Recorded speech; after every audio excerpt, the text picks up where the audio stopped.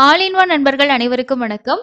இந்த வீடியோல நம்ம லேட்டஸ்டா கிடைச்சிருக்கக்கூடிய முக்கியமான ஒரு தகவலை பார்க்கலாம். இந்த தகவல் நம்மளோட சப்ஸ்கிரைபர் ஒருத்தங்க இன்னைக்கு காலையில நமக்கு கமெண்ட்ஸ்ல ஷேர் பண்ணியிருந்த முக்கியமான ஒரு information. SSD token darshan ticket வாங்க போறீங்க அப்படின்னா கவுண்டர் சேஞ்ச் பண்ணியிருக்காங்க. அதை பத்தின கூடுதலான தகவல்களையும் இந்த வீடியோல பார்க்கலாம். அது கூடவே ஒரு சில சப்ஸ்கிரைபர் தொடர்ச்சியா கேட்கக்கூடிய முக்கியமான ஒரு சில டவுட்ஸுக்கான விளக்கமும் இந்த வீடியோல ஷேர் பண்ணியிருக்கேன்.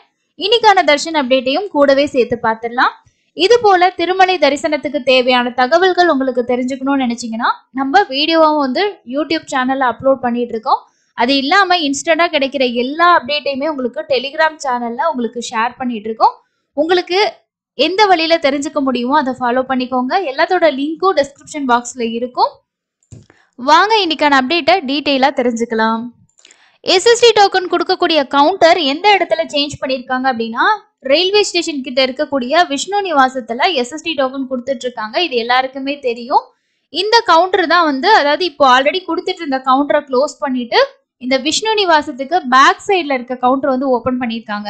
இப்போ மிட் நைட்ல நம்ம லைன்ல ஜாயின் பண்றோம் அப்படின்னா அதுக்கேத்த மாதிரி அந்த வேல போயிட்டு நியூ கவுண்டர்ல டோக்கன் வாங்குற மாதிரி கொடுத்துருப்பாங்க.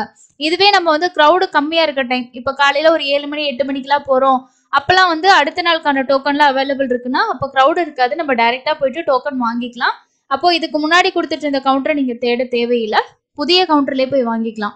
ஸோ அதே காம்பவுண்டுக்குள்ளதான் கவுண்டரை சேஞ்ச் பண்ணியிருக்காங்க. இப்போ கொடுத்துட்டு இருந்த கவுண்டரை மூடிட்டு பேக் சைட்ல புது கவுண்டர் மூலமா கொடுத்துட்டு இருக்காங்க. ஸோ இது எஸ்பிஜி கோவிந்தவேல் அப்படின்ற ஒரு ஐடியில இருந்து இன்னைக்கு வாங்கினவங்க ஒரு கமெண்ட் ஷேர் பண்ணியிருந்தாங்க.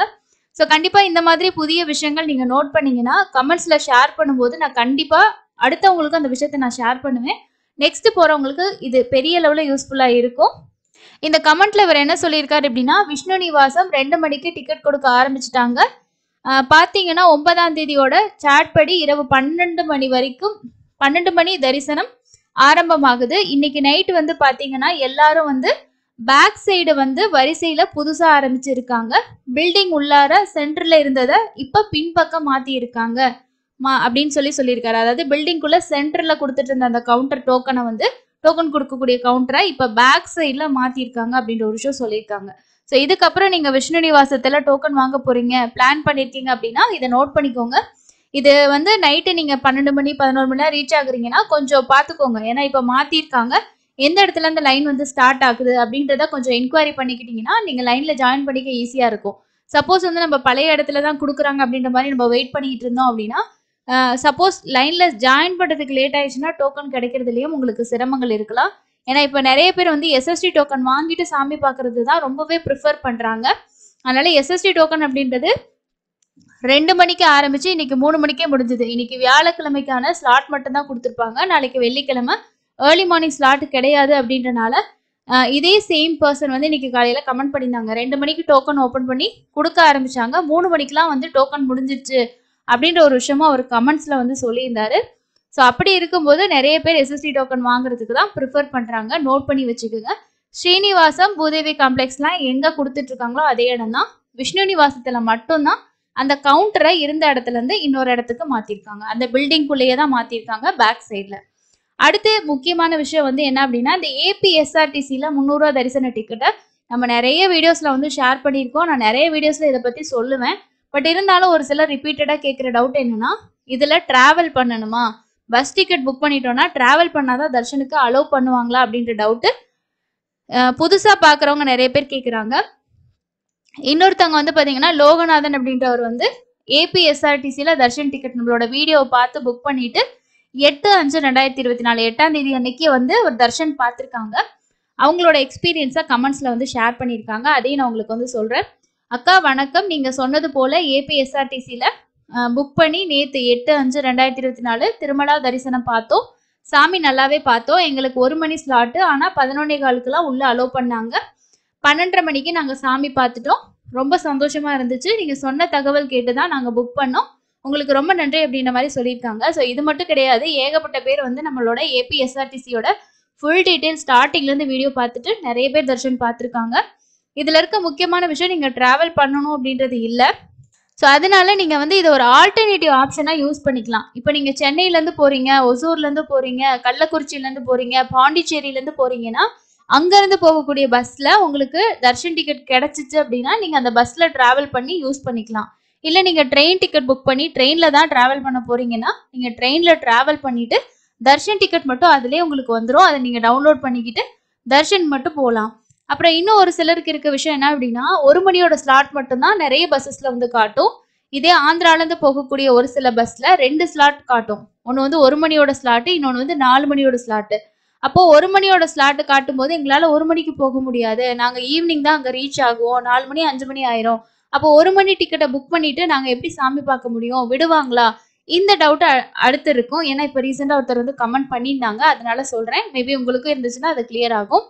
300 ரூபா தர்ஷன் டிக்கெட் பொறுத்த வரைக்கும் டைம் ஸ்லாட் அப்படின்றது அவங்க சொல்கிறாங்க 2 ஹவர்ஸ் முன்னாடி வாங்க, டைமுக்கு அப்புறம் 2 ஹவர்ஸ்க்குள்ளே வந்துருங்க அப்படின்ற மாதிரிலாம் சொல்கிறாங்க. ஆனால் வந்து அக்யூரேட்டாக ஸ்லாட் வந்து ஃபாலோ பண்ணுறது இல்லை. அன்றைக்கான டேட்டில் இருந்துச்சுன்னா நம்ம லேட்டாக போனால் கூட ரீசன் வந்து சொல்லிவிட்டு க்யூவில் ஜாயின் பண்ணிக்கலாம். அப்போ 1 மணி டிக்கெட்டுக்கு நீங்கள் 3 மணிக்கு போகிறனா கூட தாராளமாக போகலாம். இல்லை முன்னாடியே ஒரு 11 மணிக்கு மேலே நீங்கள் ஜாயின் பண்ணுற மாதிரி இருந்தால் கூட க்யூவில் வந்து ஜாயின் பண்ணிக்கலாம். அதனால டிக்கெட் கிடைச்சதுன்னா புக் பண்ணி வச்சுக்கோங்க. ஏபிஎஸ்ஆர்டிசியில் நம்ம ட்ராவல் பண்ணணும் அப்படின்ற எந்த கம்பல்சரியுமே கிடையாது. அதுக்கு அடுத்தது நமக்கு வந்து திருமலையில் இன்னைக்கு தர்ஷனுக்கு என்ன அப்டேட் அப்படின்றத பார்க்கலாம். நேற்று தர்ஷன் பார்த்த பக்தர்களோட எண்ணிக்கை 64,766 பேர். நேரடி சர்வதர்ஷனம் அப்படின்றது இன்னைக்கு கொஞ்சம் டைம் இன்க்ரீஸ் ஆகியிருக்கும். அதாவது க்ரௌடும் வந்து கம்பார்ட்மெண்ட்டும் இன்க்ரீஸ் ஆகிருக்கும். ஏன்னா இன்னைக்கு வியாழக்கிழமை நேத்திர தரிசனம் அப்படின்றனால எஸ்எஸ்டியும் கம்ப்ளீட் ஆகிடுச்சு. மீதி எல்லாருமே வந்து நேரடி சர்வதர்ஷனத்தில் தான் ஜாயின் பண்ணுவாங்க. நேற்று ஸ்டேட்டஸ்க்கு 4 கம்பார்ட்மெண்ட் ஃபில் ஆகிருக்கு. டைம் வந்து ஒரு 8லேருந்து 10 மணி நேரம். ஸோ மேபி இன்னைக்கு வந்து அவங்க வெயிட் பண்ண வைக்காமல் அனுப்புனாங்க அப்படின்னா 8லேருந்து 10 மணி நேரம் ஆகலாம். இல்லைனா ஒரு 10லேருந்து 12 மணி நேரம் வந்து உங்களுக்கு நேரடி சர்வதர்ஷனத்தில் ஆகலாம். எஸ்எஸ்டி டோக்கனில் சாமி பார்க்குறதுக்கு 3லேருந்து 5 மணி நேரமும், 300 தர்ஷனில் சாமி பார்க்குறதுக்கு ஒரு 3லேருந்து 4 மணி நேரம் ஆகலாம். மினிமம் வந்து ஒரு 2 ஹவர்ஸில் கூட நீங்கள் பார்த்துடலாம். மேக்ஸிமம் ஒரு 3 to 4 ஹவர்ஸ் கூட நீங்கள் ஃபிக்ஸ் பண்ணிக்கலாம். இந்த டைம் தான் இருக்கும். ஸோ நம்ம ரொம்ப மினிமமாக பார்த்துட்டோம் அப்படின்னா ஒரு 1 ஹவர் 1.5 மணி நேரத்தில் பார்க்கலாம். ஸோ அதுக்கு கம்மியாலாம் நமக்கு டைம் ஆகாது, அதுக்கு அதிகமாக தான் வந்து ஆகும். இதுக்கப்புறம் உங்களுக்கு நாளைக்கு காலையில் 2 மணிக்கு திரும்பவும் எஸ்எஸ்டி டோக்கனுக்கான கவுண்டர் ஓப்பன் பண்ணி டிக்கெட் கொடுப்பாங்க. இதுவே நீங்கள் வந்து ஸ்ரீவாரிமெட்டு வழியாக போகிறீங்கன்னா காலையில் 6 மணிக்கு கவுண்டர் ஓப்பன் பண்ணி கொடுப்பாங்க. நாளைக்கு வெள்ளிக்கிழமை அப்படின்றனால நாளைக்கான ஸ்லாட்டும் இருக்கும், சனிக்கிழமைக்கான ஏர்லி மார்னிங் ஸ்லாட்டுமே கொடுப்பாங்க. வீக்கெண்டில் தர்ஷன் போகிறவங்க எஸ்எஸ்டி கிடச்சதுன்னா கண்டிப்பாக வாங்கிட்டு போங்க. ஸோ இன்னைக்கு காலையில் நான் அவர் சொன்னார் இல்லையா கமெண்ட்டு, ஸோ இந்த கமெண்ட்டு தான் அது. விஷ்ணு நிவாசத்தில் 2 மணிக்கு வந்து டிக்கெட் கொடுக்க ஆரம்பித்தாங்க, 3:30 மணிக்கெல்லாமே டிக்கெட் வந்து முடிஞ்சிருச்சு அப்படின்னு சொல்லி சொன்னாங்க. கவுண்டிங் கம்மியாக இருக்கும்போது ரொம்ப ஃபாஸ்ட்டாக வந்து முடிஞ்சிடும். அதுக்கு அடுத்தது இன்னும் ஒரு சிலர் கேட்டிருந்தா முக்கியமான டவுட் என்ன அப்படின்னா, ஏபிஎஸ்ஆர்டிசியில் நீங்கள் சொன்ன மாதிரியே நாங்கள் வந்து தர்ஷன் டிக்கெட்டுக்கு எல்லாமே பே பண்ணி புக் பண்ணிட்டோம், ஸோ டிக்கெட் நம்பரும் எங்களுக்கு வந்து மெசேஜ் வந்துருச்சு, ஆனால் டிக்கெட்டை வந்து டவுன்லோட் பண்ண முடியலன்னு சொல்லிட்டு தொடர்ச்சியாக நிறைய பேர் சொல்கிறீங்க. பட் அந்த மாதிரி எரர் இருக்கிற மாதிரி எனக்கு தெரியல. ரொம்ப சிம்பிள். உங்களோட மொபைலுக்கு ஒரு எஸ்எம்எஸ் வந்திருக்கும், டிக்கெட்டோட நம்பர் ஒன்று, அப்புறம் நீங்கள் புக்கிங் டைமில் ஒரு மொபைல் நம்பர் கொடுத்துருப்பீங்க இல்லையா. ஸோ இந்த 2 விஷயமும் உங்களுக்கு தேவைப்படும். நீங்கள் இந்த ஏபிஎஸ்ஆர்டிசி அப்படின்னு சொல்லி கூகுளில் சர்ச் பண்ணாலே உங்களுக்கு இந்த வெப்சைட் கிடச்சிரும். இதில் 2வதாக இருக்க ஆப்ஷன் டிக்கெட் ஸ்டேட்டஸ் அப்படின்ற ஆப்ஷனை நீங்கள் கிளிக் பண்ணுங்கள். இதில் நமக்கு தேவையானது டிக்கெட் நம்பர். ஸோ உங்களோட டிக்கெட் நம்பரை இதில் என்டர் பண்ணிவிட்டு, இந்த இடத்துல நீங்கள் புக்கிங்க்கு ஒரு நம்பர் யூஸ் பண்ணியிருப்பீங்க இல்லையா, அந்த நம்பரை இதில் என்டர் பண்ணிவிட்டு சப்மிட் அப்படின்ற ஆப்ஷனை கொடுத்துக்கோங்க. இப்போ நான் சப்மிட் அப்படின்னு கொடுத்ததுமே பாருங்கள், நெக்ஸ்ட்டு உங்களுக்கு ட்ராக் டிக்கெட் ஸ்டேட்டஸ் அப்படின்னு சொல்லிட்டு இந்த மாதிரி வந்து வந்துடும்.